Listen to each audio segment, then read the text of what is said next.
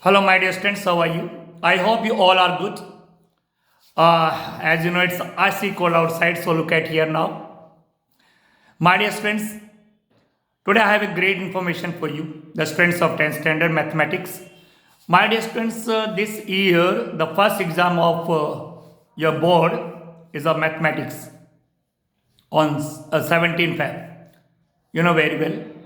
So, my dear students,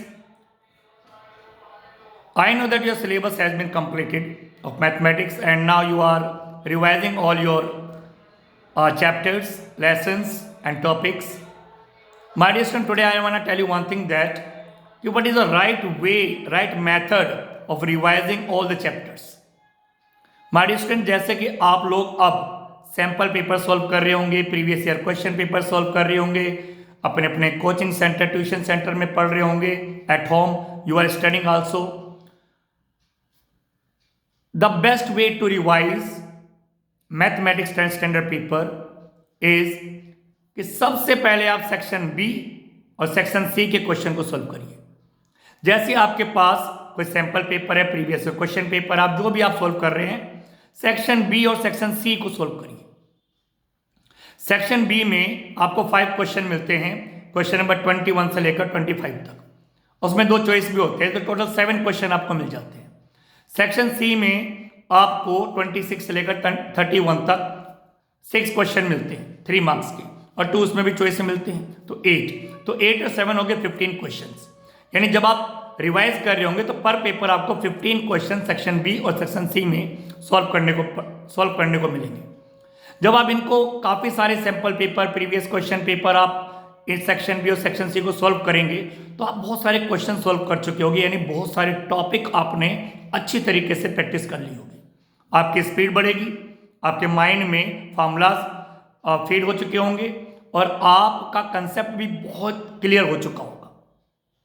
section B और section C पर आपको बाकी सेक्शन को अटेम्प्ट करने की जरूरत नहीं है. सबसे पहले अभी टाइम है आपके पास, सेक्शन बी और सेक्शन सी पर फोकस कीजिए.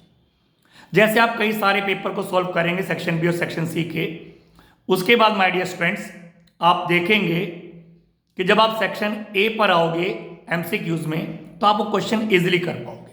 ये आपको प्रॉफिट मिलेगा सेक्शन बी और सेक्शन सी को सॉल्व प्रैक्टिस करने के बाद. एंड फिर आप आओगे सेक्शन डी पर, तो माय डियर स्टूडेंट जो सेक्शन डी है 5 मार्क्स के क्वेश्चन है, 4 आते हैं, 32, 33, 34, 35, उसमें भी 2 चॉइस में होते हैं, तो 6 होते हैं टोटल. इसमें कुछ पर्टिकुलर टॉपिक के ही क्वेश्चन आते हैं, लेकिन आपने कुछ सेक्शन बी और सेक्शन सी में कई टॉपिक का पहले से रिवाइज अच्छी तरह कर लिया होगा, तो क्या होगा, उन टॉपिक से रिलेटेड क्वेश्चन अगर सेक्शन डी में आते तो आपको बहुत इजी हो जाएगा. जैसे कि क्वाड्रेटिक इक्वेशन है, उसका क्वेश्चन सेक्शन डी में आने के चांस होते हैं. क्वाड्रेटिक इक्वेशन हो गया, सरफेस एरिया एंड वॉल्यूम हो गया, आपका ट्रायंगल हो गया, आपका ट्रिग्नोमेट्री, इंट्रोडक्शन ऑफ ट्रिग्नोमेट्री हो गया, सम एप्लीकेशन ऑफ ट्रिग्नोमेट्री हो गया, और आपका स्टैट हो गया. तो इन्हीं टॉपिक से पर्टिकुलर 6-7 टॉपिक्स होते हैं, इन्हीं से ही क्वेश्चन उसमें आते हैं. ठीक, जैसे सम एप्लीकेशन ट्रिग्नोमेट्री का तो आता ही है, उसके बाद स्टैट का भी आता है, triangle, introduction trigonometry, surface and volume, और क्वाड्रेटिक इक्वेशन, कभी कभी linear pair of linear equation का भी आ जाता है. तो माय डियर स्टूडेंट्स ये करने में फिर आपको दिक्कत नहीं आती.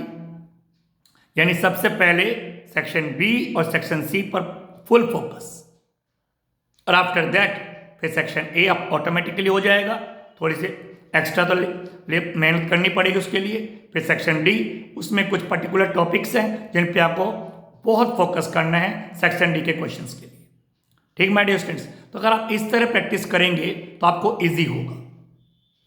तो आई होप आप समझ गए होंगे कि what is the right way of solving your previous year question paper, sample papers, and revising your topics, revising your chapters, and preparing yourself for the mathematics board examination. Thank you very much. Bye bye.